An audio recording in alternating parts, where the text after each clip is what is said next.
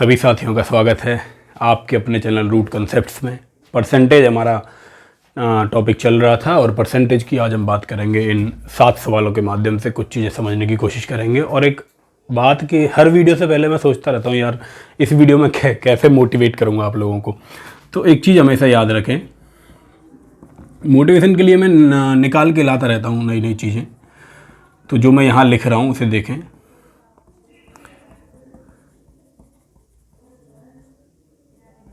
ये मैंने जो लिखा है यहाँ, ये लिखा है हानि लाभ जीवन मरण यश अपयश प्रभु हाथ। 6 चीज़ें हैं जो मनुष्य के हाथ में नहीं है, हमारे और आपके हाथ में नहीं है। हानि होगा, हानि जो काम हम कर रहे हैं उस काम से हमें हानि होगी कि लाभ होगा, हम जिएंगे या मर जाएंगे, कल का किसी को नहीं पता। यश मिलेगा इस काम से या अपयश मिलेगा।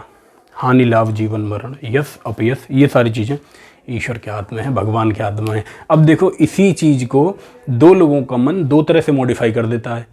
एक आदमी जो नेगेटिव है वो क्या सोचेगा, सुबह सुबह मान लो 4 बजे जग के रनिंग करने जाना है या 4 बजे जग के लाइब्रेरी जाना है, तो दो लोग हैं। एक नेगेटिव वाला सोचेगा यार ये सारी चीज़ें तो ईश्वर के हाथ में है, मैं क्यों अपनी मेहनत करूं जब सब कुछ पहले से ही तय है, तो कौन सा मेरे सुबह जगने से सिलेक्शन हो जाएगा।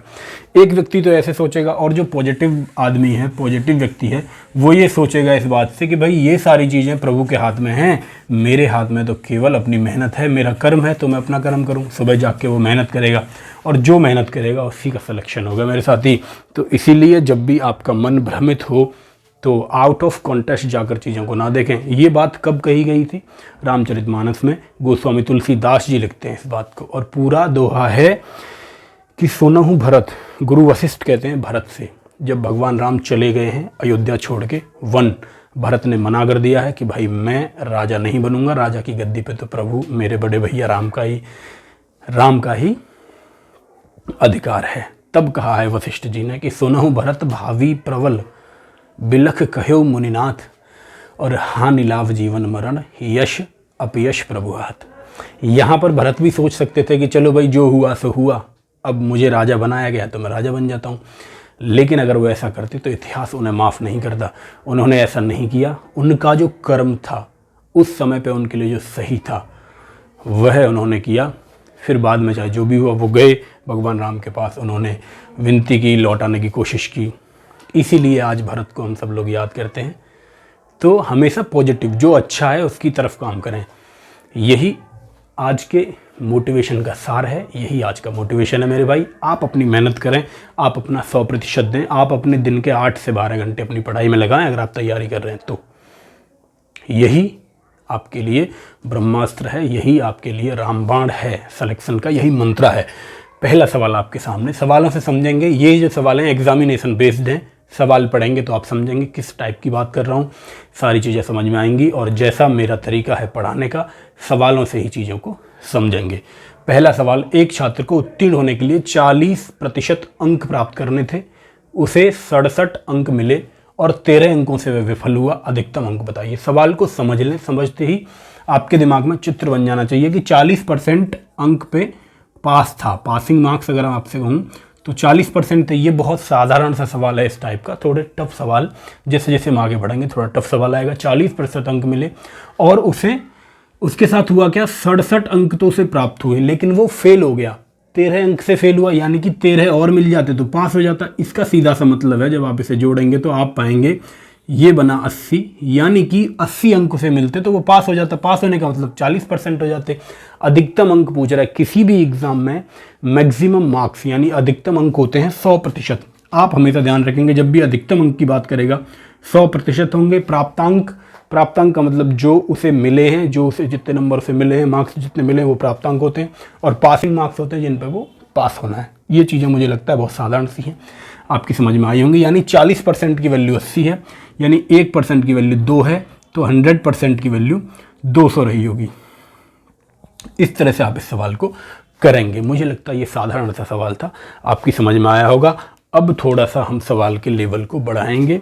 ये सबसे छोटा सवाल अगर बनेगा इस टाइप का, तो ऐसा सवाल आपके पेपर में बन रहा होगा। 40% पे पास था और पास होने के लिए 67 + 13, उसे ज़रूरत थी 80 नंबर की, तो 40% 80 के बराबर है, तो 100% 200 के बराबर होगा।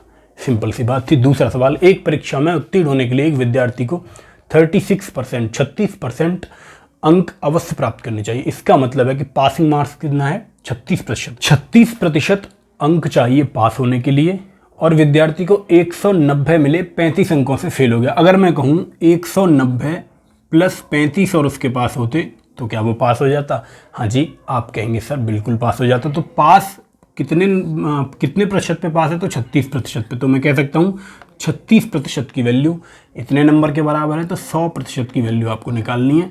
यही है इस सवाल का सॉल्यूशन। ये कैसे मैंने लिखा है, एक एक नियम में मैंने आपको समझाया था कि ऐसी एक्सप्रेशन कैसे लिखी जाती है, कहाँ से आती है। एक एक नियम वाली वीडियो भी जाके देख लें अगर नहीं समझ में आया तो।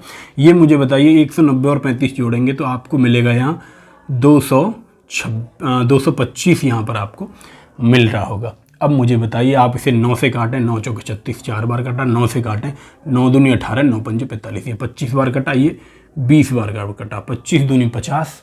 आप जब इसका गुणा कर रहे होंगे 4 से काटेंगे तो ये 25 बार कटेगा मेरे भाई, ये गलती हो गई मुझसे। 25 गुणा 25 करेंगे तो 625 मार्क्स इसका जवाब आ रहा होगा। ये एक लाइन का सवाल था। इसी को और समझने की कोशिश करते हैं एक तरह से। मान लीजिए ये मैंने एक स्केल लिया, ये स्केल पे यहाँ अधिकतम मार्क्स हैं, अधिकतम यानी 100% मार्क्स यहाँ पर हैं, यहाँ कहीं पासिंग मार्क्स हैं, ऐसे आप समझें।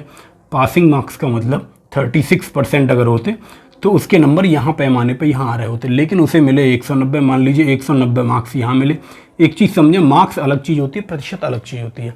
नंबर और प्रतिशत को आप मिक्स ना करें, उसे अलग रखें, तभी आपका सवाल सही होगा। 190 में अगर उसके 35 और होते, जिनकी समझ में नहीं आया उनके लिए बता रहा हूँ, 35 और होते यानी 190 और 35 में जोड़ दूँ तो आप पाएंगे 225 अगर नंबर होते तो वो पास हो जाता है। इसका मतलब 36% की वैल्यू 225 के बराबर है, तो 100% की वैल्यू आपको निकालनी है, यानी 36 की वैल्यू 225 के बराबर, 100 की वैल्यू आपको निकालनी है। ऐसे भी आप इस सवाल को समझ सकते हैं। 625 इसका जवाब आ रहा होगा। आशा करता हूँ आपकी समझ में ये सवाल आ ही रहे होंगे, बहुत साधारण से हैं। अब थोड़ा सा सवाल का लेवल बढ़ा लेते हैं साथियों।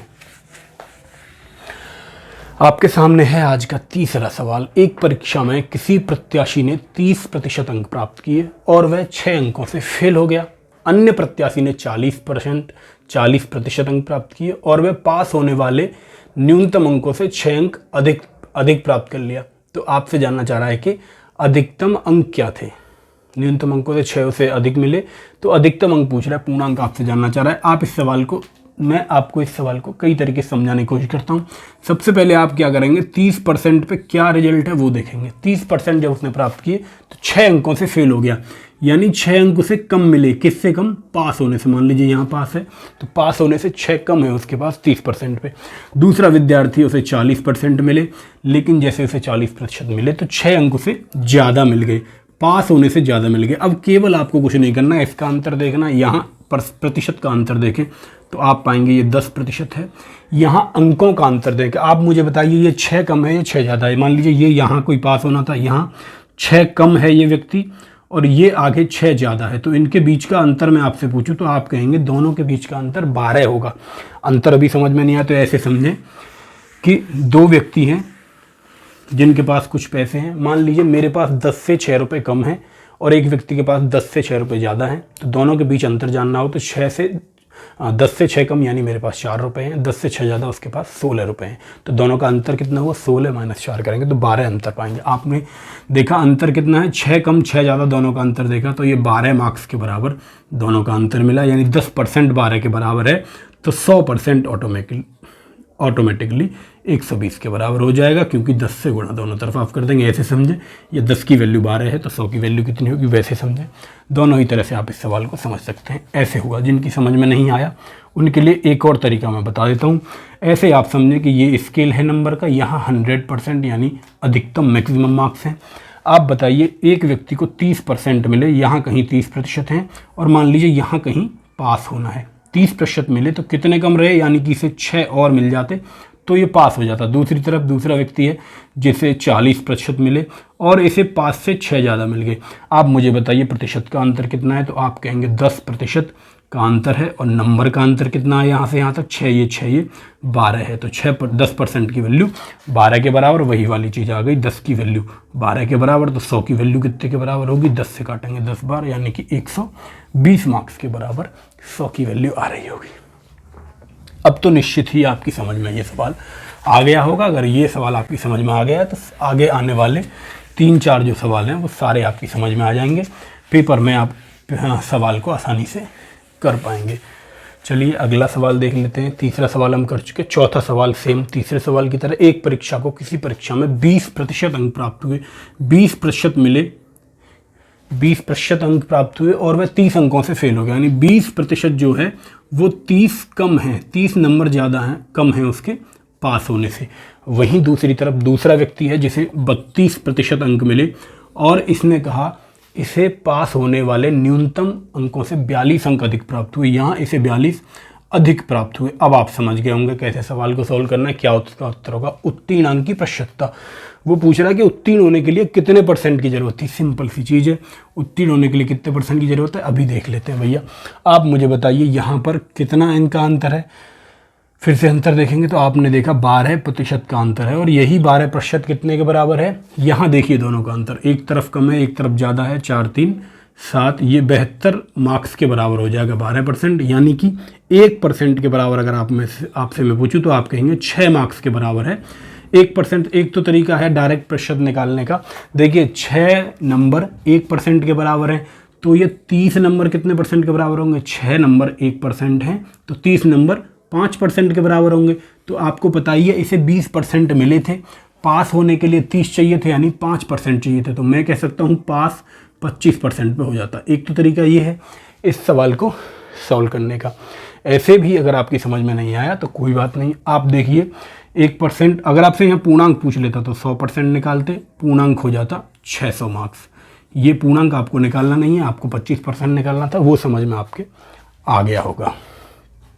सिंपल समझिए। और थोड़ा लंबा प्रोसेस क्या हो सकता है, पूर्णांक का आपको निकालना है कि पास कितने पे, तो पूर्णांक का 20% निकाल लिए, 20/100 निकला, प्लस 30 नंबर इसमें जोड़िए, तो यहाँ से आप पासिंग मार्क्स निकाल सकते हैं अगर पासिंग मार्क्स पूछ रहा होता है। लेकिन इतने लंबे प्रोसेस पे आपको जाना नहीं है। जो मैंने आपको बताया ऊपर यहाँ तक, देखिए जो मैंने यहाँ लाइन खींची है यहाँ तक आपको केवल करना था। 1% की वैल्यू 6 नंबर के बराबर हुई तो आप यहाँ से क्या पता करेंगे, 30 नंबर की वैल्यू 5% के बराबर, तो 20 और 5 25% पे पास हो जाता। दूसरे तरीका अगर नंबर पूछ लेता तो नंबर भी आप निकाल सकते थे। देखिए 1% 6 के बराबर है तो 25%, 25 गुणा 6, इतने नंबर पे पास हो जाता। मुझे लगता है ये चीज़ आपकी समझ में आई होगी। ये सॉल्यूशन, ये कंसेप्ट बहुत अच्छे से आपकी समझ में आ रहा होगा। अगला सवाल आपके सामने, सवाल को पढ़ेंगे, करने की कोशिश करेंगे क्योंकि 2 सवाल आप कर चुके हैं एक टाइप के। सेम तीसरा सवाल आपके सामने है, यानी सवाल नंबर 5 आज का। इस सवाल को वीडियो पॉज करके करने की कोशिश करें और उसके बाद वीडियो शुरू करके देखें। एक तिमाही परीक्षा में एक विद्यार्थी को 30% अंक प्राप्त हुए। देखिए एक विद्यार्थी है जिसे 30% अंक प्राप्त हुए। 30% का रिजल्ट क्या है भाई, 30% अंक प्राप्त हुए और वह 12 अंकों से अनुत्तीर्ण हुआ, यानी कि अभी उसके पास 12 कम रह गए पास होने से। तो मैं कह सकता हूँ पास हो जाता अगर 12 और मिल जाते तो। उसी परीक्षा में अन्य विद्यार्थी को 40% अंक प्राप्त हुए। दूसरा विद्यार्थी उसे 40% मिले और उसे उत्तीर्ण होने की अपेक्षित न्यूनतम अंक से 28 अंक अधिक प्राप्त हुए, यानी जितने पे पास होना था उससे 28 से अधिक मिले। आप मुझे बताइए यहाँ प्रतिशत का अंतर कितना है, तो आप कहेंगे 10% का अंतर कितने नंबर के बराबर है। तो यहाँ कम है यहाँ ज़्यादा है तो दोनों जुड़ जाएंगे। 8 2 10 की 0 से लिख 2 1 3 1 40 के बराबर। 10% अगर 40 के बराबर है तो पूर्णांक पूछ रहा है, पूर्णांक मतलब 100% की वैल्यू पूछ रहा है, तो 100% की वैल्यू कितने के बराबर होगी भाई, 40 के पीछे एक 0 चिपका देंगे, या मैं कहूँ इसमें 100 का 10 का गुणा कर देंगे, 400 के बराबर हुआ 100% पूर्णांक। नहीं समझ में आया तो वही दूसरा तरीका है, इससे आप समझने की कोशिश करेंगे। ये मान लीजिए एक मैंने पैमाना लिया, यहाँ 100% है यानी कि पूर्णांक यहाँ पर है 100% मैक्सिमम मार्क्स। आप सवाल ने कहा कि एक व्यक्ति को 30% मिले, मान लीजिए 30% यहाँ कहीं है और पास यहाँ कहीं है, और मान लीजिए 40% यहाँ कहीं है। 30% मिलने पे उस पर 12 कम है, यानी 12 और होते तो पास हो जाता। यहाँ आपने देखा तो यहाँ 28 से अधिक मिले। अब मुझे बताइए परसेंट का अंतर कितना है, आप कहेंगे 10%, और नंबर का अंतर कितना है, तो 28 और 12 आप जोड़ेंगे 40 मार्क्स के बराबर, यानी कि 10% मेरा 40 नंबर के बराबर है, तो 100% 400 नंबर के बराबर होगा। दोनों ही तरीके बहुत ज़बरदस्त तरीके हैं, दोनों ही तरीके शानदार तरीके हैं, जिससे भी आप सवाल को सॉल्व करना चाहें उससे सवाल को सॉल्व कर सकते हैं। दोनों में ही 15 से 20 सेकंड आपको लगेंगे क्वेश्चन को सॉल्व करने में। अगला सवाल आपके सामने, आज का 6वां सवाल साथियों। 2 विद्यार्थियों ने एक परीक्षा दी। एक ने दूसरे से 12 अंक अधिक प्राप्त किए और उसके अंक उन दोनों के अंकों के योग का 60% थे। 2 विद्यार्थी हैं, मैंने कहा पहला विद्यार्थी और मैंने कहा ये दूसरा विद्यार्थी है। अब देखिए नंबर जहाँ दे रखे हैं, नंबर से कैलकुलेशन आपको शुरू नहीं करनी। सवाल में कैलकुलेशन शुरू करनी है प्रतिशत से, परसेंटेज से। क्यों शुरू करनी है? क्योंकि प्रतिशत, मैंने ही आपको बताया था, प्रतिशत जो है वो आपको रेशो दे देता है चीज़ों का। जैसे ही आपको रेशो मिलता है, तो रेशो वाले चैप्टर में मैंने आपको सारी संभावनाएं बताई हैं, सारी चीज़ें बताई हैं कि कैसे रेशो मिलते ही आपका सवाल खत्म हो जाता है। तो प्रतिशत क्या दे रखा है? आपने देखा 60% दे रखा है। 60% के फ्रैक्शन बनाए, 20 या 60, 20 पंजे 100, यानी कि 60/100 हो जाएगा। 20 से दोनों तरफ काट दिया तो 3/5 के बराबर हुआ। अब 5 को हम मानेंगे, हर में जो वैल्यू उसे मानेंगे। किसकी वैल्यू माने भाई? 5 को। देखिए सवाल को पढ़ें और समझने की कोशिश करें। दोनों के अंकों के योग का 60%। अब अगर योग को मैं 5 मान लूँ तो 5 का 60% क्या होगा? आप कहेंगे 3। 5 का 60% 3 है। और 3 नंबर किसे मिले हैं? 60% किसे मिले हैं? एक ने दूसरे से 12 अंक अधिक प्राप्त किए और उनके अंक उन दोनों के अंकों के योग के 60%। मान लीजिए पहले वाले को ज़्यादा मिले थे, तो दोनों के योग जो है वो 60% है। दोनों का योग इतना है तो योग का 60% हुआ 3। अगर दोनों का योग 5 है, इसके पास 3 है, तो ऑटोमेटिक इसके पास 2 हो जाएंगे। तो आपकी समझ में आ गया होगा तीनों चीज़ों का रेशो। बस सवाल ने अपना दम यहाँ तोड़ दिया है। सवाल को अब आसानी से आप सॉल्व कर सकते हैं। अब सवाल करा एक ने दूसरे से 12 अंक अधिक प्राप्त किए। यहाँ आप देखें एक ने दूसरे से कितने अधिक प्राप्त किए, तो आप कहेंगे यहाँ पर 1 यूनिट अधिक है। यही 1 यूनिट सवाल ने कहा गुरु 12 मार्क्स के बराबर है। तो 1 यूनिट अगर 12 नंबर के बराबर है, आप मुझे बताएं। सवाल कह रहा है कि उनके द्वारा प्राप्त अंक पूछ रहा है। ऑप्शन देखेंगे तो उनके द्वारा प्राप्त अंक पूछे गए। 1 की वैल्यू अगर 12 के बराबर है तो 3 की वैल्यू 12 थी, 36 मार्क्स तो इसे मिले होंगे। और दूसरा 12 दूनी 24 मार्क्स इसे मिले होंगे। तो आप कह सकते हैं 36 और 24 उन्हें रेस्पेक्टिवली फर्स्ट और सेकंड को नंबर मिले, यानी कि ऑप्शन डी होगा इस सवाल का सही जवाब साथियों। मैं आशा करता हूँ कि आपकी समझ में 6 के 6 सवाल जो मैंने करवाए हैं आए होंगे। और आगे से जब भी आपके सामने ऐसा सवाल आएगा तो 10 सेकंड में आप उसे ख़त्म कर पा रहे होंगे, इसी आशा के साथ। और जो बच्चे डायरेक्ट इस वीडियो पे आ गए हैं, मुझे लगता है उनकी समझ में बहुत ज़्यादा चीज़ें नहीं आई होंगी, तो वो शुरू से वीडियोस को देखें, सारे क्रम से फॉलो करेंगे तो एक एक चीज़ समझ में आएगी। ये मेरा दावा है, ये मेरा वादा है आप लोगों से। और जो साथी वीडियो देख रहे हैं भाई, एक काम जो मेरा आपको करना है, वीडियो के लास्ट में वीडियो का लिंक कॉपी करें, अपने व्हाट्सएप के स्टेटस पे जाके लगा दें। तैयारी करने वाले सभी साथियों को, तैयारी करने वाले सभी ग्रुप्स में, जो भी ग्रुप्स आपके पास हैं वहाँ लिंक भेज दो। और वीडियो के साथ, हमारे चैनल के साथ स्टूडेंट्स को जोड़ने का थोड़ा सा काम करो, जिससे कि हमें भी मोटिवेशन मिले आगे की वीडियो बनाने का। अपने कमेंट, लाइक और चैनल को सब्सक्राइब कर दो। सभी साथियों को जय हिंद। फिर मिलेंगे अगली वीडियो में नए सवालों के साथ, नए कंसेप्ट के साथ।